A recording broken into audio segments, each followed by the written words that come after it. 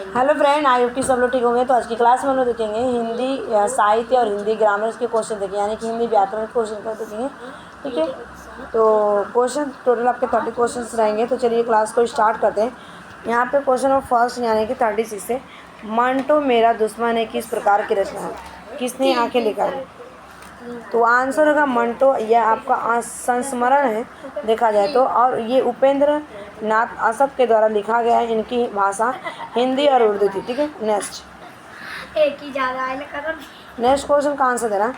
अब चौथ्य संप्रदाय के प्रवर्तक थे, बताना। अब औचित्य संप्रदाय के प्रवर्तक थे, तो आंसर हो जाएगा आपका यहाँ पे क्षेमेंद्र। ठीक है, क्षेमेंद्र इन्होंने, और इसने 27 वेद माने जाते हैं। ठीक है, नेक्स्ट छायावाद शब्द का प्रथम प्रयोग किसने किया था? तो छायावाद जो शब्द दिया गया था, ये मुकुटधर पांडे के द्वारा दिया गया था 1922 में। ये आसपास हिंदी कविता के भाव संरचना की बात की गई, जिसकी पुरानी कविता के साथ। और यहाँ पे राइट आंसर क्या होगा? Second is the correct answer. Next इसका आंसर बताना। हिंदी साहित्य के सर्वप्रथम मौलिक उपन्यास परीक्षा गुरु कब प्रकाशित हुआ था? परीक्षा गुरु कब प्रकाशित हुआ था? तो आंसर होगा 1885 में ये प्रकाशित हुआ था। ठीक है, और एक नाटक लेकर भारतेंदु के में लिखा गया था। ठीक है, भारतेंदु में। नेक्स्ट चंपू काव्य किसे कहते हैं? चंपू काव्य किसे कहते हैं?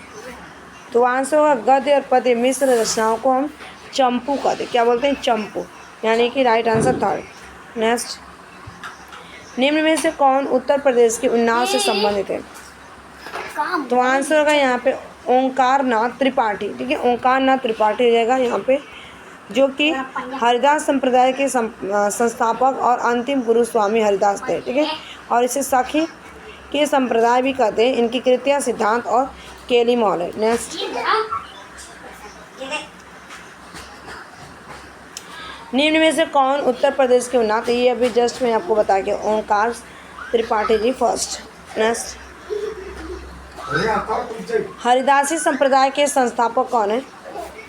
हरिदासी की बात की गई है, तो आंसर होगा आपका स्वामी हरिदास। ठीक है, first is the right answer. Next नीचे दिए गए विकल्पों में से कौन सा विकल्प स्त्रीलिंग का उदाहरण है? तो आपका हो जाएगा राखी। ठीक है, राखी हो जाएगा यहाँ पे। नेक्स्ट डाकू शब्द का बहुवचन क्या है? तो आंसर होगा डाकू। ठीक है, डाकू third is the right answer.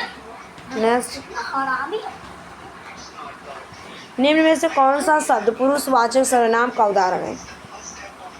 Answer होगा आपका उस। ठीक है, उस इज द राइट आंसर होगा। नेक्स्ट कुछ प्रश्न बहुत कठिन थे, इस वाक्य में प्रयुक्त प्रविशेषण शब्द को छाटिए। तो आंसर होगा यहाँ पे आपका बहुत। ठीक है, यानी कि बहुत third is the right answer. Next Ravi से सोया नहीं जाता कौन सा वाच्य है? तो ये आपका भाव वाच्य है। ठीक है, जागा नहीं जाता, खाया नहीं जाता, बोला नहीं जा सकता, यानी कि first is the right answer. Next question का आंसर करना। असंभव किस समास का शब्द है? आंसर होगा नन तत्पुरुष समास का। ठीक है, यहाँ पे न्यून। ठीक, न्यून शब्द का अगर देखा जाए यहाँ पे असंभव जो है नन तत्पुरुष है और न संभव हो जाओ। नेक्स्ट यहाँ पे न्यून शब्द का संधि क्या है? न्यून शब्द का संधि क्या है?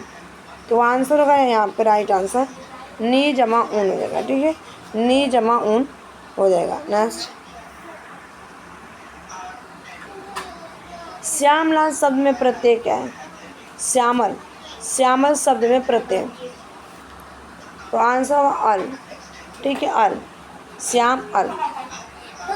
नेक्स्ट तत्सम शब्द डैश भाषा के लिए किए गए हैं? तो तत्सम की बात की गई है, तो संस्कृत के लिए किया गया है।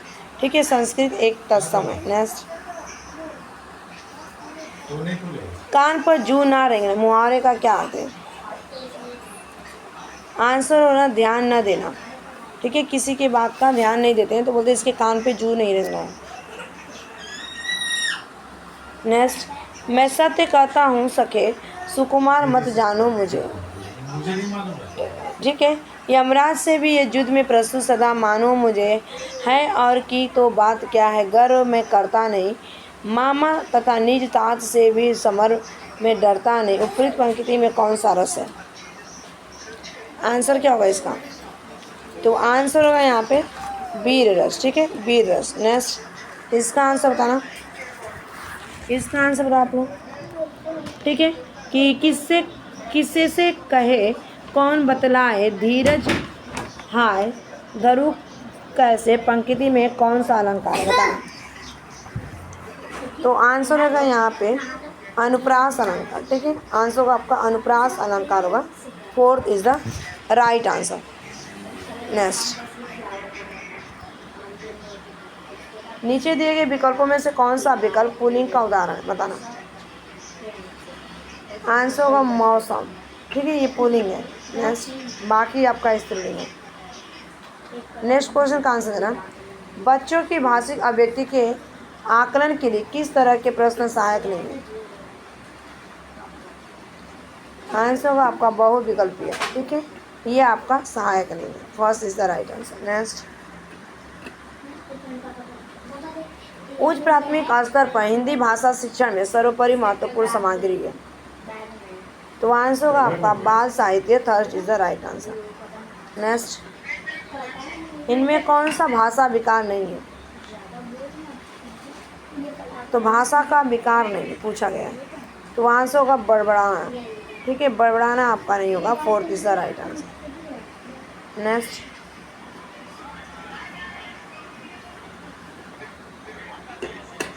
सुलेखा ने पाठ को पढ़ते समय जीवन को जिंदगी पढ़ा, यह इस ओर संकेत करता है कि बताना क्या संकेत करता है। तो आंसर होगा वह अक्षर पहचान की बजाय अर्थ को समझते हुए पढ़ रही है। ठीक है, तो राइट आंसर होगा आपका फर्स्ट।